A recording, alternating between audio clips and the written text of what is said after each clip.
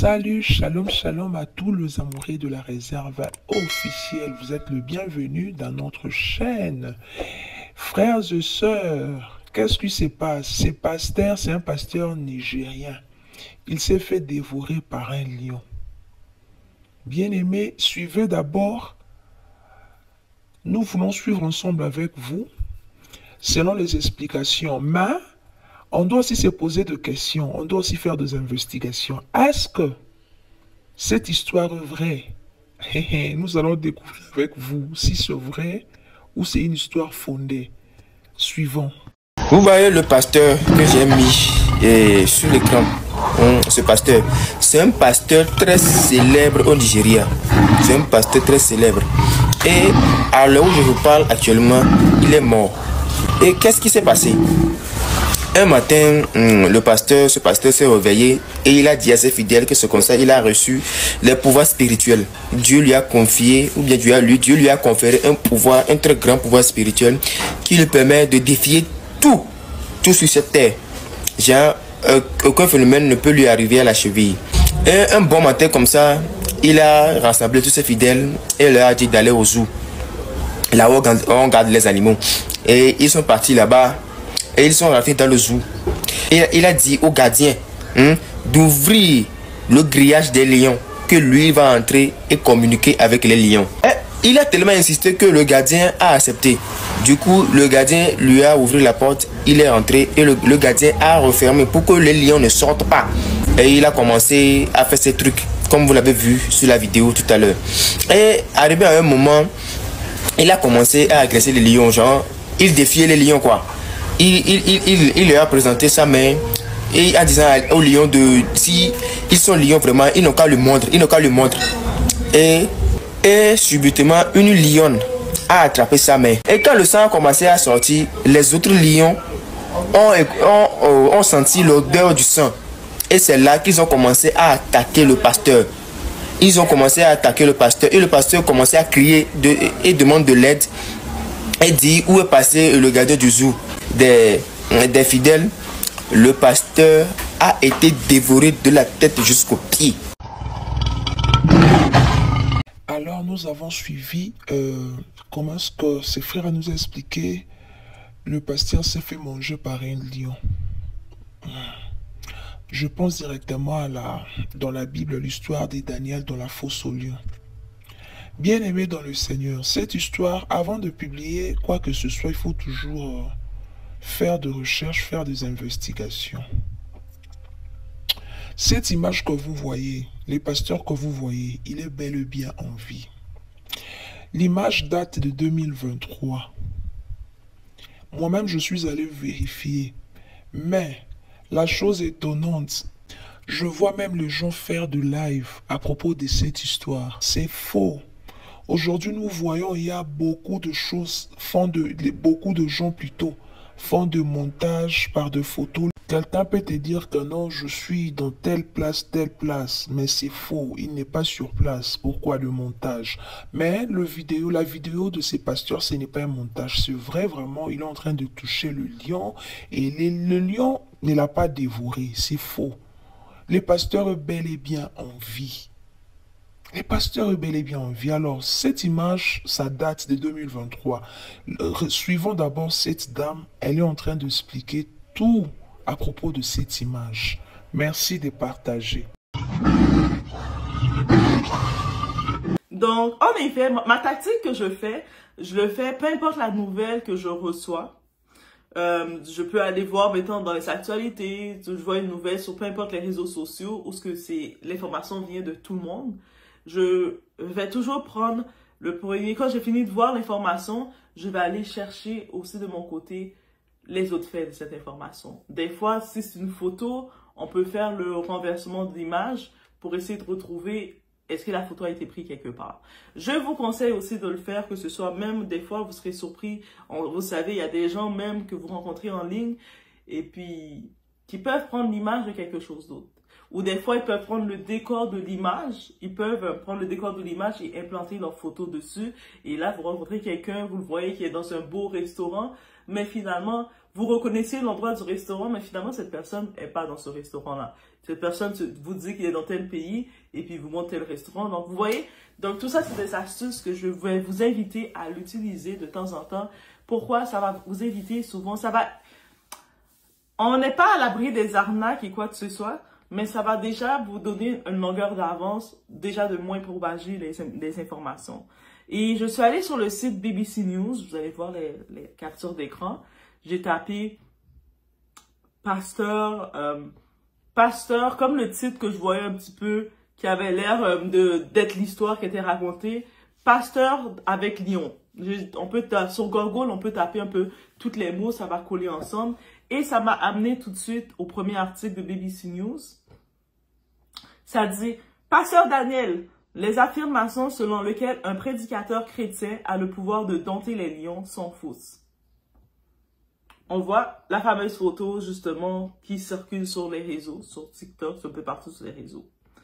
Et l'article a été mis, donc, a fait le tour depuis en octobre 2023. On est en 2025. Donc, ça fait déjà 2 ans, près de 2 ans, que cette histoire-là avait été montée. Et là, vous savez, des fois, une histoire peut être montée et elle prend un certain temps pour devenir virale. On monte ici. Une vidéo montrant un homme en costume caressant 3 lions a été largement diffusée en ligne dans plusieurs pays africains. Mais elle ne montre pas un pasteur faisant la démonstration de son pouvoir de dompter les lions, comme l'ont prétendu de nombreux internets.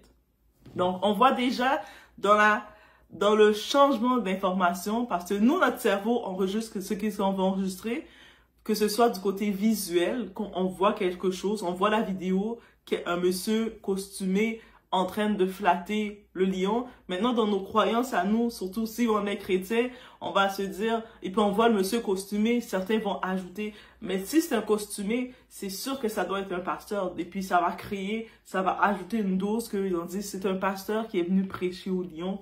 Bref, c'est de là que c'est parti.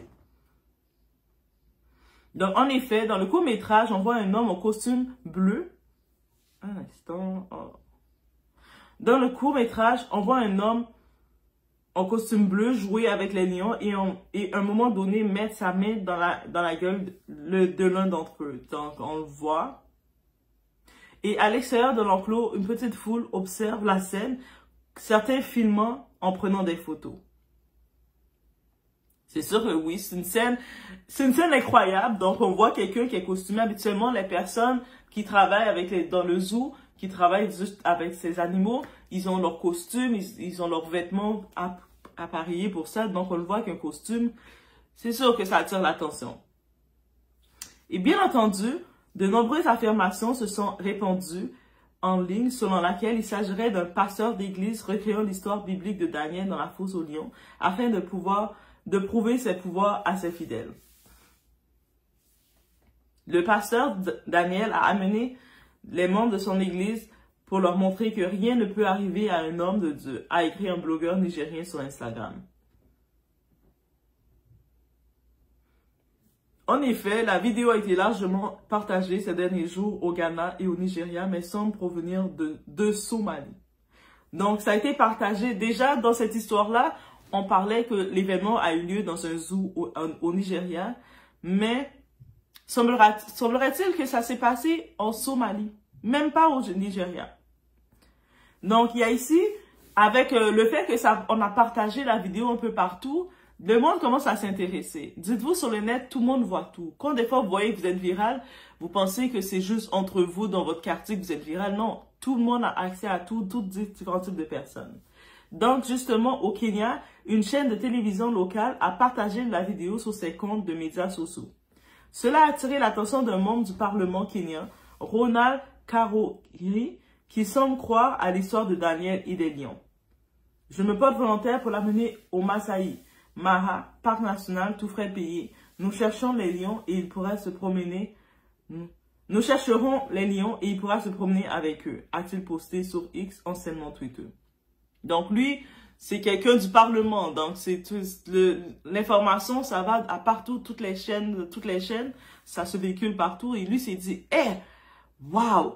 Yo, l'homme a vraiment, le pasteur a vraiment été capable de dompter les lions grâce à la parole par ce néné. Et puis, on imagine que cette petite histoire, elle peut faire beaucoup de gens se dire, mais moi aussi, je veux devenir chrétien suite à cette petite histoire. Maintenant, qui est l'homme dans la fosse au lion? Donc, qui est l'homme dans la fosse au lion? La Bible ici a identifié l'homme et il ne s'agit pas d'un responsable d'église. On comprend? Ce n'est donc pas un responsable d'église, ce n'est pas un prédicateur, ce n'est pas un pasteur, rien de tout ça. Grâce à une recherche d'images inversées, nous avons trouvé sur YouTube un reportage datant de 2021, filmé dans un parc touristique de la capitale somalienne, Mogadiscio, dans laquelle un enclos correspondait à celui où se trouvaient les lions de la vidéo virale. Nous avons également pu déterminer que l'homme interviewé dans la vidéo précédente, Mohamed Abdirham Mohamed, était le même que celui de la vidéo partagée dans toute l'Afrique ces derniers jours. Il est gardien de zoo et travaille au parc depuis plus de 8 ans. Est-ce qu'on voit? Oui, l'habit change. L'habit ne fait pas le moine, mais l'habit donne des illusions, n'est-ce pas? L'article mentionnait un parc touristique à Mogadiscio, sur qui, en recherchant le nom sur TikTok en Somalie, nous a conduit à un compte où la vidéo originale avait été postée.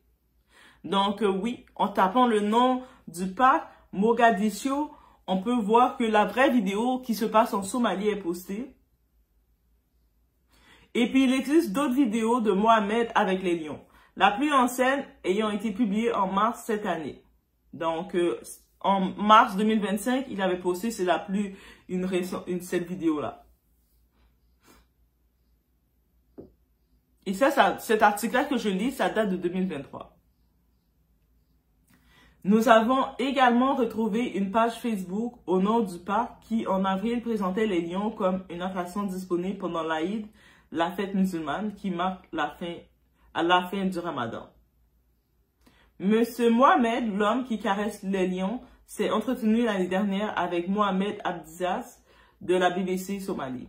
Il a déclaré qu'il avait dressé les lions dont il s'occupe, y compris les lions et les serpents, et qu'il considérait désormais qu'il pouvait les manipuler en toute sécurité. Est-ce qu'on voit la différence? Donc, vous savez, les animaux sont très comme l'humain, comme un enfant qui est élevé par son parent. Il va avoir une certaine redevance envers son parent, dans la normalité des cas. Mais lui, il dit, il a dressé ces lions. Ces lions qu'on voit là, c'est comme ces petits. C'est lui petit, il les a nourris, il les a donné sur le lait, il les a dressés. Donc, eux autres, les lions le reconnaissent. Que lui, il porte son costume ou qu'il porte sa tenue de zoo, qu'il porte quoi que ce soit, il a accès d'entrer vers eux. Ils vont rien le faire. Ce sont ces petits. Et de la même façon qu'ils dressent aussi les serpents. Donc, c'est pas un pasteur, quelqu'un qui va dire, j'ai eu du pouvoir, je viens et puis vous allez rien me faire.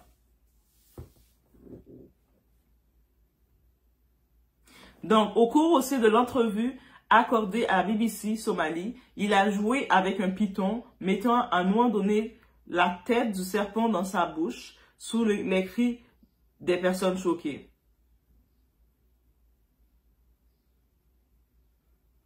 Des gens qui l'entouraient. Donc, il était dans l'entrevue, il avait un gros python. Les pythons, ça pèse c'est lourd là, c'est des kilos là, c'est gros un python. Ça mange des choses un python. Et lui, on le voit avec le gros python, déjà, c'est impressionnant. Mais lui, ce python-là, c'est lui qui l'a fait grandir. C'était un petit bébé, une petite pieuvre comme ça, une petite chose.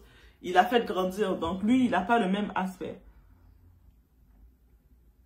Et puis, M. Mohamed a déclaré qu'il avait appris tout seul à élever et à prendre soin des animaux sauvages et qu'il avait confiance en ses capacités. Ils sont inoffensifs, ils sont comme mes enfants, a-t-il déclaré à BBC Somalie. Il n'est cependant pas rare que des lions et d'autres animaux en captivité s'en prennent à des personnes. L'année dernière, un homme a été déchiqueté à mort par un lion après avoir grimpé dans l'enclos d'un zoo à Accra, au Ghana. Donc, en regardant cette information, on voit complètement l'histoire changer. on comprend que l'histoire qui est remontée, qu'on voit beaucoup d'influenceurs, de personnes avec des grosses plateformes qui reprennent l'histoire et puis qui rajoutent le drame dans l'histoire en disant il y a un pasteur qui a eu une révélation et puis dans sa révélation, il a dit que rien peut l'arriver, il va tout conquérir. Il a amené les gens de son église avec lui, ses fidèles. Ils sont venus dans le zoo, il a demandé la permission à la sécurité d'accéder, de rentrer, de pénétrer l'enclos où il y a les lions. Et finalement, on l'a laissé, on l'a laissé. Il a pu rentrer voir les lions et puis commencer à les caresser. On voit pas les photos que les lions l'attaquent. Parce que les photos, dans aucune des photos, les lions ne l'ont pas attaqué, Monsieur Mohamed. Donc, Monsieur Mohamed, ces lions-là, il travaille, il les a vus grandir. C'est-à-dire, les lions, quand ils le regardent, il est leur parent adoptif. Il les a fait du bien. Et c'est ça, là, avec les animaux, ils ont cet instinct-là. Les animaux, ils ont une âme aussi. Donc, ils reconnaissent quand quelqu'un les a fait du bien. Donc, c'est pour ça qu'en arrivant dans l'enclos, il est en sécurité. C'est sûr, maintenant, quelqu'un d'autre qui viendrait, qui serait vraiment venu vers eux dans leur état, on les aurait pas laissé passer. Parce qu'on les laisserait pas passer. Donc, bref. En faisant cet exercice-là, j'avais à cœur de faire avec vous, c'est justement vous amener à faire ce discernement-là. Parce que des fois, on est envahi, on reçoit beaucoup d'informations de partout et puis on commence à repropager de l'information qu'on a reçue. Et des fois, finalement, ça se tourne que c'est complètement pas ça. On va reprendre l'histoire. Ah, il y a ça qui s'est passé. Mais finalement, c'est pas ça du tout. On voit déjà l'information, on a dit, ça a eu lieu dans un zoo au Nigeria. Là, quand on regarde l'information, c'est depuis en 2021, le vrai reportage avait été fait, parce que avec le renvers d'image, on a pu voir que c'est en 2021 que ça a eu lieu. Et puis, suite à ça, ça a été repartagé sur une page. Quand ils regardaient sur une page 2023, ils ont vu des vidéos qui avaient déjà été partagées de cette relation. Une entrevue avait déjà été faite. Donc, c'est comme, oui, c'est facile de créer une histoire. C'est facile de créer une histoire, de prendre la photo, de prendre quelqu'un, de créer l'histoire sur la personne et de se l'approprier en disant « je connais ça, je l'ai vu » ou « je connais quelqu'un qui l'a vu » ou « je connais telle personne ». C'est très facile. Et puis, en créant l'histoire, on va inventer, dans notre cerveau, c'est comme notre cerveau, de côté frontal de notre cerveau, la zone frontale de notre cerveau, parce que il y a les zones exécutives. On va créer l'histoire, on va s'approprier des champs en se disant que voici qu'est-ce qui s'est passé. Et avec toutes nos croyances, on va pouvoir ajouter de plus. Là, la croyance qui a été, l'image qui a été retenue, il y a plusieurs vidéos sur la page qui est sortie, mais on voit l'homme avec un costume. Mais c'est clair que c'est un pasteur. Parce que on sait que les personnes qui travaillent au zoo, ils ont un certain type d'uniforme, ils mettent pas des costumes. Peut-être que cet homme-là, justement, il était dans un événement et puis il est passé voir, il dit, les lions et les serpents, les pitons qu'on voit, c'est ses enfants. Pour lui, c'est ses enfants, il les a élevés. Donc, on sait le moment qu'il les a pris, il les a nourris, peut-être ils étaient déjà tout bébés pour être déjà dans l'enclos, ils sont pas en captivité, c'est qu'il les a élevés. Il a appris à les aimer. T'apprends à aimer un être vivant, t'apprends à lui donner de l'amour, c'est toi qui le nourris. Crois-moi, même si il grossit avec le temps, justement, il était petit, il va grossir, mais il va te ressentir, il va te reconnaître. Il n'a pas besoin de ton uniforme ou pas pour te reconnaître. Peut-être la différence des fois de l'humain. L'humain peut être ingrat selon ses émotions, ses besoins, mais les animaux, ils y vont vraiment, ils y vont par leur instinct direct. Et c'est ça, l'instinct direct, on l'a reconnu, on l'a vu. Donc oui, je tenais à repartager cet exemple-là de l'information qu'on peut être manipulée. Et c'est sûr qu'on va voir beaucoup de personnes, d'influenceurs, encore une fois, qui ont des grosses plateformes et on va essayer de valider leur information à cause du nombre de followers, du nombre d'abonnés. Mais est-ce que vraiment, ils ont fait le devoir, ils ont fait l'exercice plutôt que doigt vient de faire avec vous. Donc, oui, et c'est ça que je fais, que je me prends à cœur de faire à chacune des nouvelles. Des fois qu'on dit, ah mais non, c'est pas vrai ce que tu dis. Mais dites-vous que quand je vois une nouvelle, je reprends l'information de la nouvelle, le visuel, et la première chose que je fais, je suis comme ça, et je vais regarder rapidement. C'est peut-être pour ça que ça a développé, maintenant, ça m'a développé une facilité que j'y vais rapidement à trouver l'information, mais c'est de la pratique. Et c'est pour ça que je vous invite Vous êtes les dos assez, vous êtes avec moi, je vous invite aussi à développer le tout. Et même des fois, quand vous voyez que moi-même, je partage une nouvelle, même si j'ai fait mes petites recherches à moi, c'est possible que vous, quand vous allez faire vos recherches, vous allez trouver un autre lien aussi qui va venir. Donc, vous allez pouvoir aussi le partager, dire « Ah, mais moi, j'ai trouvé ça, ça, ça. » Et c'est ça que ça amène. Ça amène pas de dire « On va boire tout ce que Doa dit » ou « On va boire tout ce que tel influenceur dit ou tel créateur dit. » On va prendre l'information, je reçois l'information, et puis je vais m'assurer de l'information que j'ai reçue, c'est une réelle information. Ainsi, comme ça, quand vous allez vous retrouver avec vos amis, vous allez vous retrouver en souper, en famille ou peu importe, quelqu'un va venir vous dire « Hey, est-ce que tu sais l'histoire du pasteur au Nigeria qui a voulu aller combattre les lions et reproduire la scène de Daniel? » Vous allez être capable de dire « Ce n'est pas réellement ça qui s'est passé. Déjà, ça ne s'est pas passé au Nigeria, ça s'est passé en Somalie. Encore plus, ce n'est pas non plus un pasteur, ce n'est pas un membre de l'église, c'était justement quelqu'un qui travaillait avec les lions, qui s'occupait de ces lions et des pitons. Il s'appelle même encore plus Monsieur Mohamed. Il y avait une entrevue, les événements, les photos que tu te réfères, a eu lieu en 2021, en effet. Et il y a une entrevue qui est sortie sur ça. Et là, vous allez pouvoir encore plus sortir le nom du parc qui commençait à parler. Et là, le monde, ils vont prendre un instant, vous regardez. Ben là, tu dis n'importe quoi. C'est sûr que ça va confronter la personne. Mais qu'est-ce qui va arriver? La personne, pendant que vous donnez votre information que vous avez vue, ils vont devoir aller regarder aussi. Et quand ils vont regarder, ils vont voir que vous avez la bonne information. Qu'est-ce que ça crée? Ça va vous donner plus de crédibilité. Peu importe, non, maintenant, qu'est-ce que vous allez présenter quand vous présentez quelque chose, vous parlez de quelque chose, vous voulez présenter un produit, vous allez vous lancer en affaires, vous voulez parler d'un sujet, mais le monde va vous donner déjà plus de crédibilité parce qu'ils vont savoir que vous faites vos devoirs de recherche. Je pense à l'école, c'est ça que ça nous a appris. Des fois, on se dit, qu'est-ce que l'école nous a appris? Mais l'école, quand on nous demandait de faire des devoirs de recherche, le professeur nous donnait un sujet. Voici tel sujet, allez faire une recherche dessus, de le présenter avec la page couverture et tout ça. Mais c'est de nous apprendre à faire les recherches. Bien sûr, le monde, on disait, ah, c'est trop compliqué. Non, le but de faire ça, c'est justement de faire des recherches, d'aller chercher l'information, de regarder, et non pas, je sais, beaucoup de personnes se sont habituées à juste copier l'information rapidement. Non, c'est de vraiment faire ces recherches. Comme ça stimule notre discernement, ça stimule notre esprit d'analyse, notre esprit critique, à ne pas juste s'emprêter de fausses croyances et puis de rester dans des fausses croyances. On ferait vraiment ouvrir nos horizons, on reste pas dans une petite boîte. Ah, mais quelqu'un a dit ça, c'est telle personne qui a dit ça, elle a 10 000 followers, elle a 1 million de followers, c'est sûrement ça, et c'est beau, c'est tout. Doa peut-être a moins de followers, mais la différence, elle fait l'exercice de recherche qu'il faut faire. Et elle n'interprète pas non plus selon ce que le monde veut qu'on interprète. Quelqu'un va dire, ah, mais il y a ça, ça, ça. Non, elle fait vraiment sa recherche. Et puis c'est ça que Doa vous invite à faire, c'est-à-dire que je fais pas juste le faire moi-même, je vous partage comment le faire aussi. Est-ce que c'est pas beautiful? C'est-à-dire que en faisant ça, on va éviter de créer des fausses interprétations. De la même façon que des fois, vous allez voir quelqu'un qui va venir dire, ah, moi, je connais Doa, elle est comme ça, comme ça. Mais après, maintenant, le facteur temps, c'est depuis quand que tu connais Doa, ok. C'est quoi votre réelle relation? Et puis là, finalement, tu vas te rendre compte que non, vraiment, je connais pas Doa. C'est comme j'ai aperçu de tel. Et il y aurait des aperçus, finalement, tu vas te rendre compte que je ne connais pas. Donc, ça va inviter des interprétations, d'aller dans des fausses croyances et de vivre avec des fausses croyances. Et puis après, mais quand tu te rends compte que toute ma vie, j'ai cru quelque chose et ce n'était pas ça, là, ça fait mal.